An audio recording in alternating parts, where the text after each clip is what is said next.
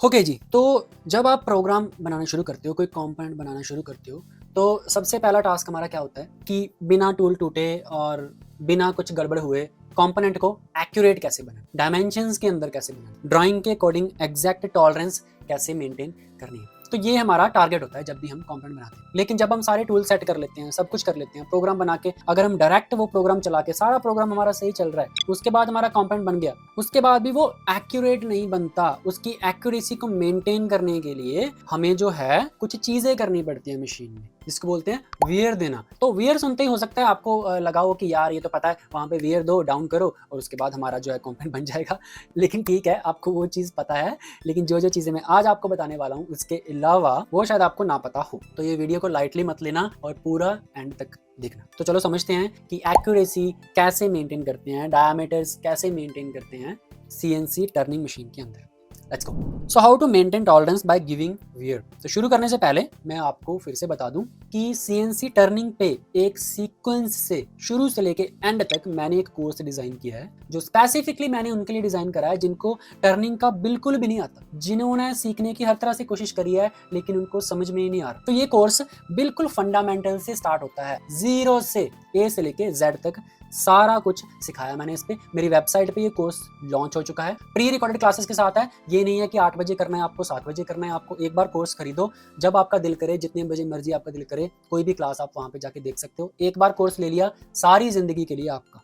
10 साल बाद भी आके देखो, आपको वो क्लासेस वहीं की वहीं मिलेगी, आप दोबारा आके देख सकते हो। प्लस जितनी भी मैं ये टर्निंग की क्लासेस बना रहा हूँ, इस पीडीएफ के साथ, ये जो प्रीमियम क्वालिटी आपको पीडीएफ दिख रही है ना, घंटों लगते हैं हमें ये पीडीएफ बनाने के लिए, सोचना पड़ता है कि कैसे बनाएं, क्या लिखें। ये पीडीएफ के साथ आपके इस कोर्स में ऐड होती रहेगी आने वाली सारी की सारी वीडियोस एंड पीडीएफ सारी जिंदगी के लिए, बिना कोई एडिशनल पैसा दिए आप उसे वहां से डाउनलोड कर सकते हो और वीडियो देख सकते हो। तो एक बार कोर्स खरीदो, सारी जिंदगी अपडेट लेते रहो। तो जिन्होंने ये कोर्स नहीं खरीदा है वो अभी के अभी वहां पे जाके मेरी वेबसाइट www.macveda.com पे जाके या फिर डिस्क्रिप्शन में दिए लिंक पे जाके कोर्स चेक करो, उसे खरीदो, उसे प्रॉपर्ली करो। ये कोई खर्चा नहीं है, ये अपने ऊपर इन्वेस्टमेंट है आपकी। और जिन्होंने ये कोर्स ऑलरेडी खरीद रखा है, I really thank you so much. तो ठीक है जी, let's get back to the topic, how to maintain tolerance by giving wear. सबसे पहले एक टर्म हमें समझनी पड़ेगी। What is the meaning of oversize and undersize tolerance और अंडरसाइज कंपोनेंट। ठीक है, ओवरसाइज कंपोनेंट, अंडरसाइज कंपोनेंट क्या होता है। ओवरसाइज क्या होता है? जब कोई मैन्युफैक्चर्ड कंपोनेंट अपनी रिक्वायर्ड डायमेंशन से ज्यादा बड़ा बन जाता है, उसे कहते हैं ओवरसाइज। ठीक है, मतलब अगर ड्राइंग में डायमीटर 50 दे रखा है और वो 50.1 बन गया, तो इसका मतलब वो 0.1 ओवरसाइज है। देखो यहाँ पे आप ये देख रहे हो ड्राइंग, इसका ड्राइंग का जो ओडी है 40 है, इसका ड्राइंग का जो आईडी है वो है 24। तो अगर 24 गलती से हमसे 24.1 बन गया, सॉरी 24.1 बन गया, तो वो ओवर साइज कर दिया हमने, जितनी हमारी डायमेंशन थी उससे हमने ओवर साइज कर दिया। ओडी के केस में भी 40 की जगह 40.1 बना दिया, 40.2 बना दिया, तो इसका मतलब हमने उसको ओवर साइज बना दिया। तो ये वर्ड याद रखना है, ओवर साइज। नेक्स्ट आता है अंडर साइज। अंडर साइज क्या होता है? ओवर साइज का रिवर्स। जब किसी कंपोनेंट का ओडी या फिर कोई भी डायमेंशन, आईडी या ओडी, अगर वो रिक्वायर्ड साइज से कम बने तो उसे कहते हैं अंडर साइज है भाई ये कंपोनेंट। अगर ड्राइंग में 50 दे रखा है, आपने 49.75 बना दिया, तो इसका मतलब 0.25 mm अंडर साइज है वो। सेम कंपोनेंट अगर हम कंसीडर करेंगे, अगर 40 को आपने 39 बना दिया, 39 बना दिया, तो इसका मतलब ये आपका अंडर साइज है। और 24 को 23 बना दिया, ये आपका अंडर साइज है। कितना अंडर साइज है? 1 mm अंडर साइज है। कोई पूछेगा कंपोनेंट बन गया अभी? हाँ जी बन गया जी, लेकिन थोड़ा सा अंडर साइज बनाए। कितना अंडर साइज बनाए? 0.1 अंडर साइज बन गया इसका आईडी। ऐसे बात करनी है इंजीनियरिंग लैंग्वेज में। तो ओवर साइज, अंडर साइज का पता चल गया आपको। अब आगे आते हैं, व्हाट इज रीवर्क। वर्क तो होता है जो हमने एक बार कंपोनेंट काटना है, रीवर्क होता है दोबारा एक बार काटना है। ठीक है, तो अगर एक शाफ्ट का डायमीटर 50 mm है से, लेकिन वो हमसे बन गया 50.2, तो उसे फेंकते नहीं है, स्क्रैप नहीं करते, बल्कि उसे फिर से मशीनिंग करके सही साइज पे ले आते हैं। तो इस प्रोसेस को कहते हैं रीवर्क। जब भी कोई डायमीटर ओडी पे बड़ा बन गया, हम उसे दोबारा काट के छोटा कर सकते हैं ना, उसे फेंकना नहीं है। तो जब उसे हम दोबारा काटते हैं उसकी डायमेंशन को मेंटेन करने के लिए, उसे कहते हैं रीवर्क कर रहे हैं हम। सेम आईडी के केस में भी होता है। तो this is called rework. Rework समझ में आ गई कहानी। अब कुछ चीजें ध्यान देनी होती है रीवर्क में। ओडी पे जब हम रीवर्क करते हैं, ओडी पे रीवर्क तभी पॉसिबल होता है जब हमारी ओडी ओवर साइज बन गई हो। बहुत इंपॉर्टेंट है ये। लेट्स से 40 mm है ये, हमने बना दिया 40.1, यानी कि डायमेंशन हमारी क्या है? ओवर साइज है, तो हम 0.1 काट के इसे 40 mm बना सकते हैं ना। समझ में आ गई कहानी। तो जब OD ऊपर वाला डायमीटर ओवर साइज बना हो, अपनी डायमेंशन से ज्यादा बना हो, तो उसे रिवर्क किया जा सकता है। अगर अंडर साइज हो, अगर 40 की जगह मैंने पहले 39 बना दिया, तो उसे बड़ा थोड़ी कर सकता हूँ मैं, मटेरियल थोड़ी लगा सकता हूँ उस पर दोबारा पीछे को चला के टूल। तो अंडर साइज OD रिवर्क नहीं की जा सकती, वो आपका कंपोनेंट स्क्रैप हो जाएगा। ओवर साइज जो है उसे रिवर्क किया जा सकता है। आईडी के केस में है डिफरेंट। आईडी के केस में क्या है, अगर तो आपकी आईडी अंडर साइज है, यानी कि 24 की जगह 23 बना दिया मैंने, छोटा है ये, तो मटेरियल काट के इसे और बड़ा किया जा सकता है ना। तो जब आईडी अंडर साइज होती है तभी उसे रिवर्क कर सकते हैं। अगर साइज आपकी आईडी ओवर साइज हो गई, 24 से आपने 25 बना दी, तो उसे मटेरियल लगा के दोबारा छोटी नहीं कर सकते। तो आईडी के केस में अंडर साइज रिवर्क किया जा सकता है, ओवर साइज रिवर्क नहीं किया जा सकता। ये चीज ध्यान देनी है रिवर्क करते टाइम। तो जब कोई कंपोनेंट आपका स्क्रैप हो गया तो देखो कि इसे रिवर्क कर सकते हैं या नहीं कर सकते हैं। आईडी भी चेक करो, ओडी भी चेक करो। ओके जी। अगली चीज हमारी क्या आ गई, वेयर ऑफसेट क्या होता है। अब आते हैं वेयर ऑफसेट। वेयर ऑफसेट एक छोटा सा एडजस्टमेंट होता है जो हम टूल के साइज चेंज की वजह से कंपोनेंट का साइज एक्यूरेट बनाने के लिए सीएनसी मशीन में डालते हैं। देखो, आपने एक कंपोनेंट का ऑफसेट लिया, टूल ऑफसेट लेते हैं हम। टूल ऑफसेट अगर आपको नहीं पता है तो मेरे कोर्स में मैंने बहुत डिटेल में, इतनी डिटेल में बताया हुआ है ना टूल ऑफसेट, जिसने वो देख लिया उसे सारी जिंदगी नहीं भूलेगा टूल ऑफसेट क्या होता है। टूल ऑफसेट होता है हम अलग अलग टूल का ऑफसेट लेते हैं ताकि वो एग्जैक्ट डायमेंशन काट पाए। लेट्स से वो हम मैनुअली लेते हैं, ठीक है, ज़्यादातर मशीन में मैनुअली लेते हैं, और जब हम मैनुअली लेते हैं उसे तो एक्यूरेट नहीं आता, वो वहाँ पे 0.1, 0.2, 0.3 का गैप रह ही जाता है। तो जब हम एग्जैक्ट डायमीटर काटते हैं, हमें काटना होता है 50, लेकिन वो बन जाता है 50.2। तो फिर वो 0.2 mm जो है ना, वो ऐसी स्क्रीन दी होती है हमारी मशीन में, इस स्क्रीन के अंदर आपको डालना पड़ता है। लेट्स से 3 नंबर टूल है, उससे हमने 50 mm काटा, लेकिन वो 0.3 बड़ा बन गया एक्स में, डाई में, तो हम उसके 3 नंबर के सामने यहाँ पे -0.3 डाल देंगे, टक टक टक टक, फिर से चलाएंगे उसे, तो वो -0.3 होके फिर दोबारा डाया काटेंगे। तो इसे कहते हैं कि उसको वियर देना। दूसरी वियर किस कंडीशन में देते हैं, डाया मेंटेन हो रहा है आपका, 50 mm डाया मेंटेन हो रहा है, 50 कंपोनेंट बना दिए, 50 कंपोनेंट बनाने के बाद इंसर्ट घिस जाएगी ना, तो जब इंसर्ट घिसती रहेगी डाया बड़ा होता रहेगा, क्योंकि उतना इंसर्ट कम काटेगी जितना घिस जाएगी, तो उस घिसने को कहते हैं वियर। इंसर्ट वियर होगी। वियर का एग्जैक्ट मतलब अगर हम देखें हिंदी में तो टूटना होता है, एक तरह का टूटना या घिसना, उस चीज़ को वियर कहते हैं हम। तो जब वो घिस जाती है तो साथ साथ में हमें वियर डालना पड़ता है। जब देखा 50 माइक्रोन घिस गई, यहाँ पे 3 नंबर पे -50 डाल दो जी, अब नीचे होके चलेगी वो 50 और घिस गई, नीचे होके चलेगी, 50 करते 0.5 घिस गई, इसका मतलब इंसर्ट अब ये खत्म है भाई, नहीं इंसर्ट होगा। तो ये होता है वियर का कंसेप्ट।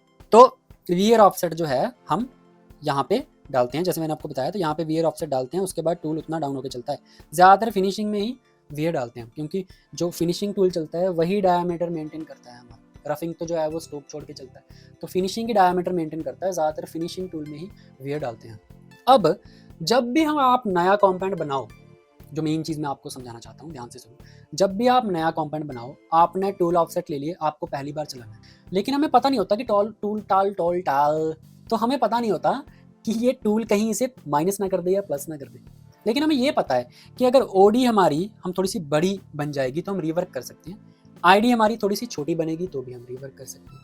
यानी कि ओडी ओवर साइज है तो रिवर्क हो सकता है, आईडी अंडर साइज है तो रिवर्क हो सकता है। तो क्यों ना हम ऐसे करें, जब हम पहली बार प्रोग्राम चलाएं, लेट्स से ये वाला हमारा जो है ओडी टूल नंबर 1 काट रहा है, आईडी हमारा टूल नंबर 2 काट रहा है, मान लो पहली बार चलाने से पहले ही हम क्या करेंगे, 1 नंबर पे वियर डाल देंगे 0.5 प्लस में, कि जहां पे भी टूल तो चल रहा है ना, वहां से आधा mm ऊपर होके चलना।